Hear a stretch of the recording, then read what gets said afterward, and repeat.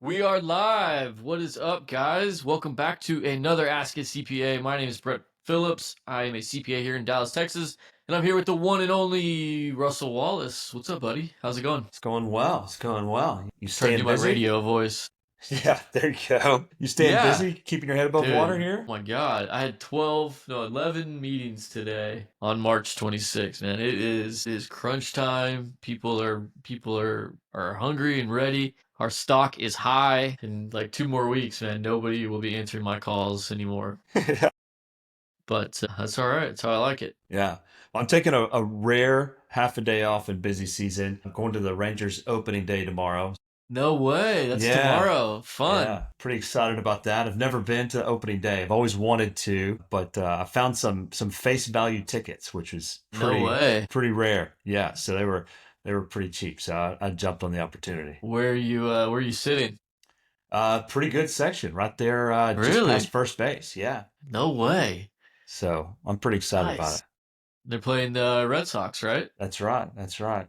What time is the It's first three pitch? o'clock, 3 o'clock first pitch. So it's a full half a day off of work. And I'm sure I'll have some emails to come back to when I get home. Yeah, But you taking your son? yeah, he was, he said, because I told him I wasn't, I may not, I was kind of toying with him a little bit. And he goes, well, he's like, I've never been. How can you not take me, And I was like, look, man, I'm over 40 and I've never been. Like, you've got some time, right? You've got some time.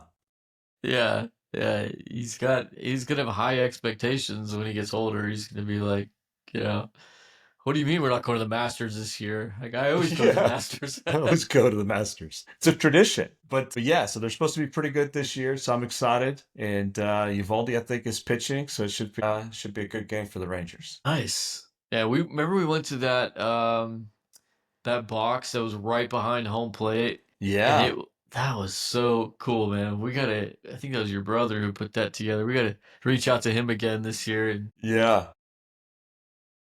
score that box again. That was ridiculous. that was. It was the year they made the World Series run too. So it was like a good year to Yeah. to have been going down there. And Hey, we should take a little credit yeah, for that. exactly.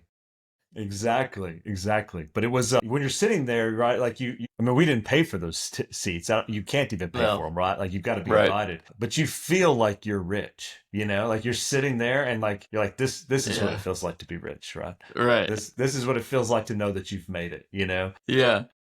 But I it mean, was they're nice right, but we were on TV all night. I mean, you're right all night. behind home plate. It's pretty cool. You don't even like realize it, but yeah, you look up at the TV and you're like, that's us. I'm on TV right now. Yeah, yeah. It's pretty wild. It is. It is. My dad actually texted me and said I had like ketchup or something on my face, and I was like, "Really? Like how would you know? You're wiping it off." That's But yeah, we were, funny. we were that much on TV that people were texting us. That was kind of cool. Yeah, that was really cool. Well, cool, man. So everything's going well. Busy season's good. You having a lot of crazy questions from clients, or how do you feel like this year is compared to prior years? This is what like your 20th Something.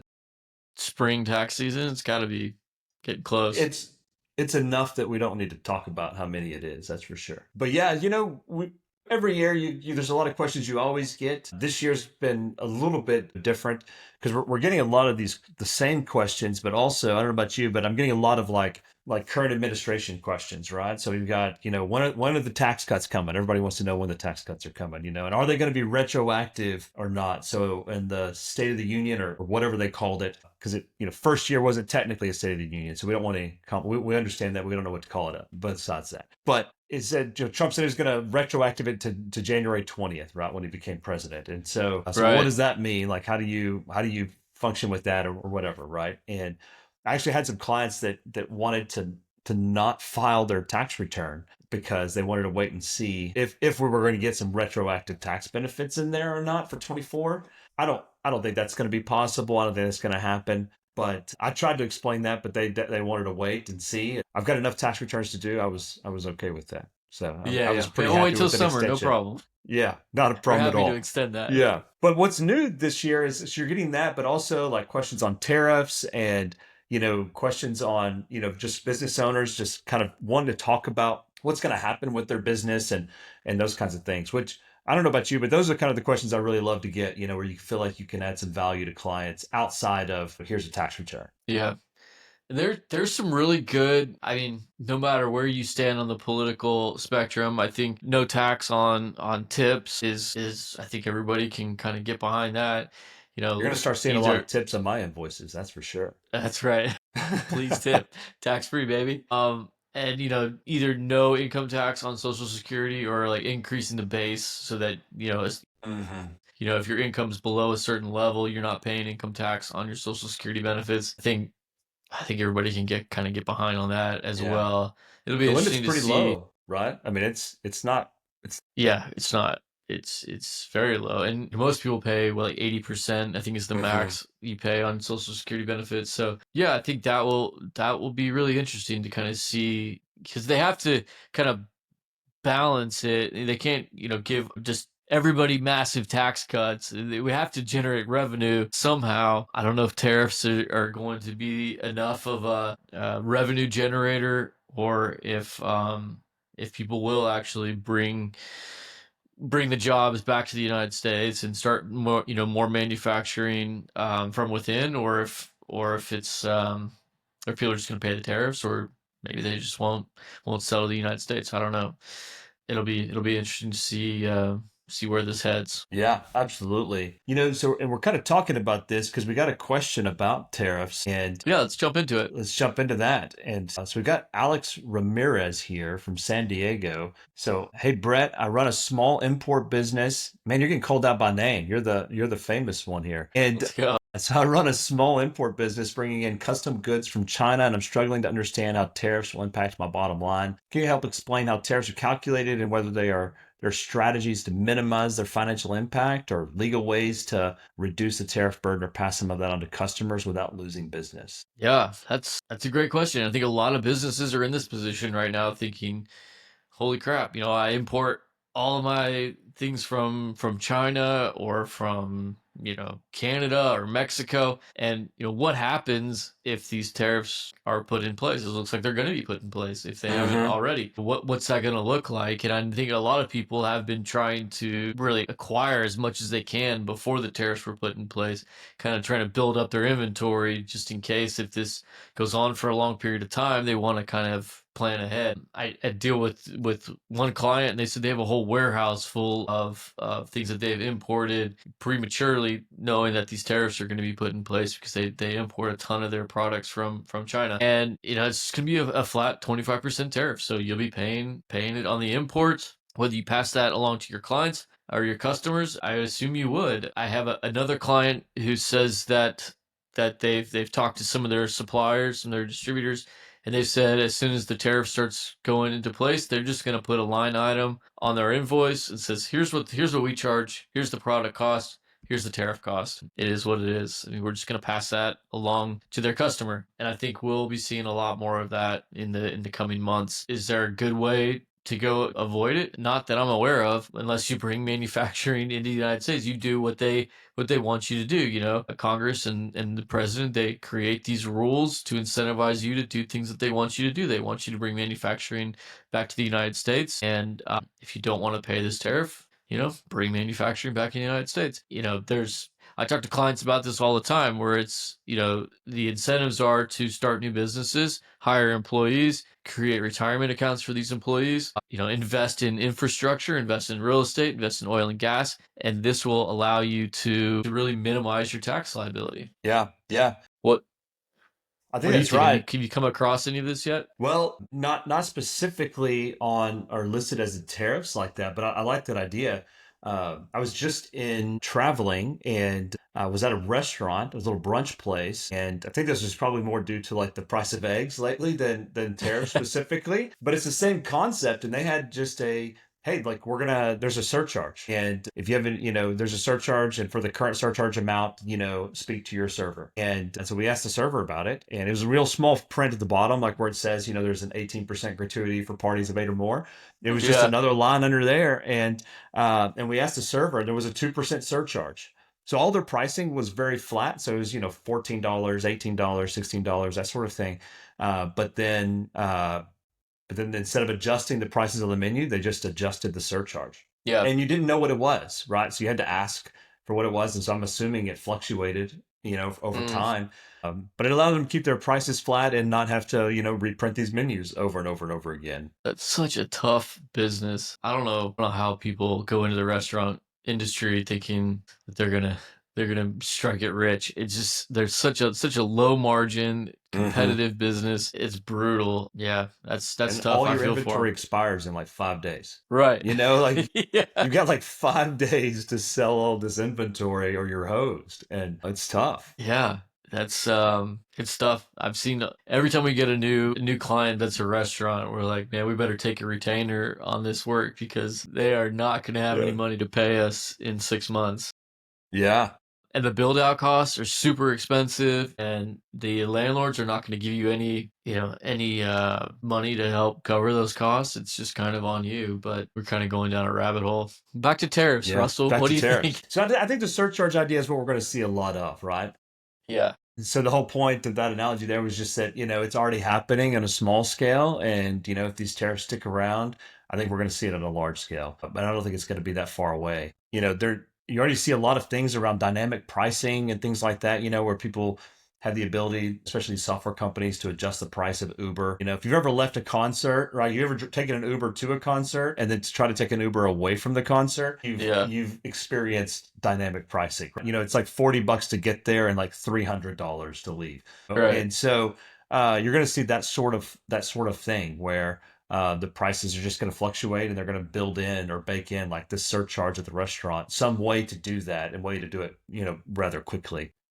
It's a like you said, like your political beliefs or whatever is not an issue here, but but the way that the administration is trying to implement some of these changes, right? It's on, it's off, it's on, it's off, it's up, it's down, it's all of that. So nobody can really kind of keep track of what's going on, or what's really going to happen here. And, from the consumer standpoint, so that's why I think that you're going to see a lot of these kind of, the last sale, from the business to consumer sales guys, they're going to start having these kind of surcharges where they can fluctuate prices a little bit more Yeah. agilely.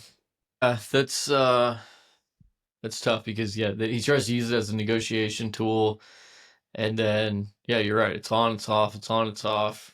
It's hard as a consumer to know, or as a small business to know if we order inventory now, is it going to be hit with that tariff? When will it be hit with that tariff? Should we over order now, or should we wait in hopes that prices could come down? Or it's a tough situation, but hopefully it's not long lasting, and for Apple's already bringing jobs back, and certain companies or larger companies are starting to bring manufacturing back to the U.S. So maybe it'll have the desired outcome. I'm not an economist. I don't know, but I don't think Yeah. economists know. I They're don't all think economists know arguing either. over it. They're like weathermen out there. Yeah, exactly. Yeah, yeah. And I think it's one of those things where, yeah, it's a tough market. There's some external forces that are making things a little bit tougher on certain sectors of the economy. But with that difficulty becomes a lot of opportunity. And there's going to be winners and losers, as there always is in kind of a capitalist market. And if you plan now and you try to stay agile and try to think of ways to continue to add value to your customers and all of that, then this is the speech I give all the time to business owners, especially if they're nervous, right? But that is just, look, really think about these things. Think about the value proposition that you have for your customers and figure out a way to deal with the uncertainty. And if you're the person that can figure out a way to deal with it, then and continue to add value, then you're gonna be in the winning category. And like they always say, right? Like it doesn't matter how saturated an industry is. There's always room for the best. And so look, you just got to get out there and be the best. Yeah, you gotta add value. You have to be it's all business is relationship business. Build relationships with your clients and make sure that you're just adding ridiculous value. I really like that book.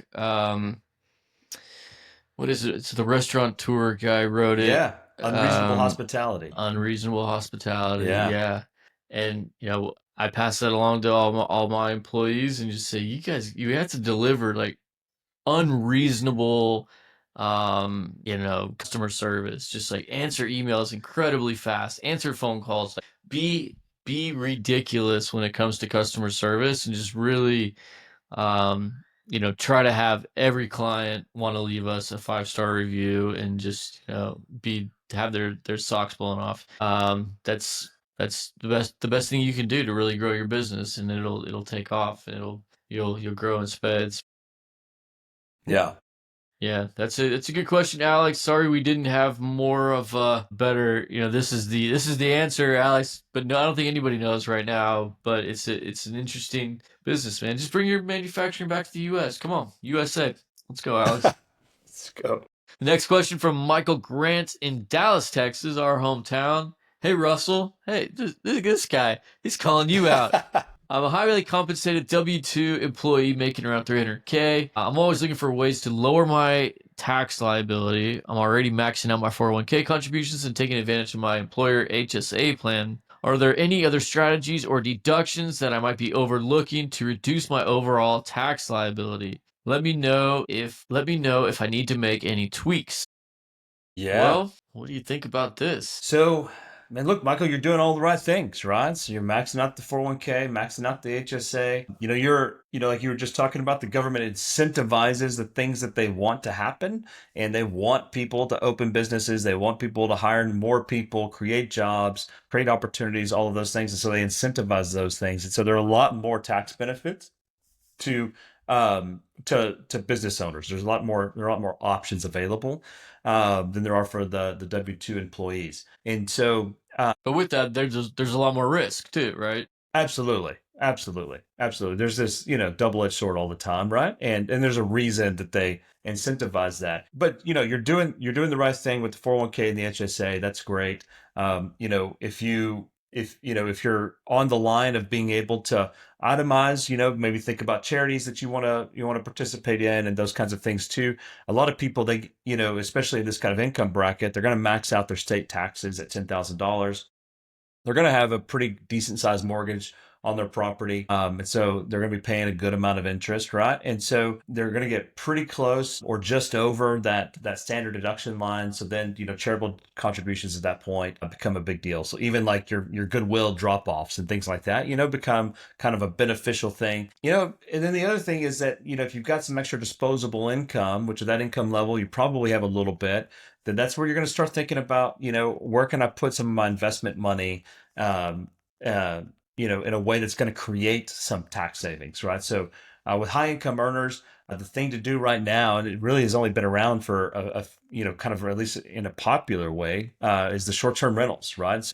Brett, you've got a short-term rental, and we've talked about a lot of those tax benefits here before, but the biggest thing is that if you're willing to manage it and actively participate, or materially participate is the terminology, then you can get a pretty good tax deduction from the short-term rentals, especially if you do things like cost seg studies year one. I definitely think that bonus depreciation, or increased bonus depreciation, is going to be one of the things that comes back this year. And I so hope this so. year's probably a good time to jump in Yeah. on that, because you're going to be able to cost seg and then bonus depreciate that. You're going to get a really huge tax deduction year one. It's going to be able to, as long as you materially participate, it's going to offset that other W-2 income and create a really nice tax benefit for you. The Yeah, we tell key clients here, that.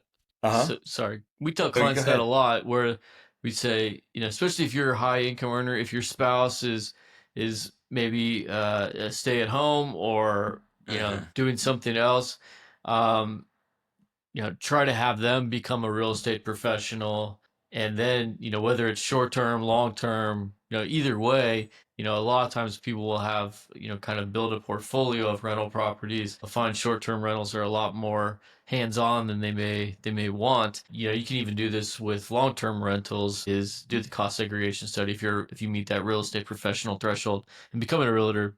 It's great too. Hey, your sister needs to buy a house. Like, great, I got my real estate license. Let me show you how to do this, Yeah. and Yeah. make a little commission on the side. Yeah.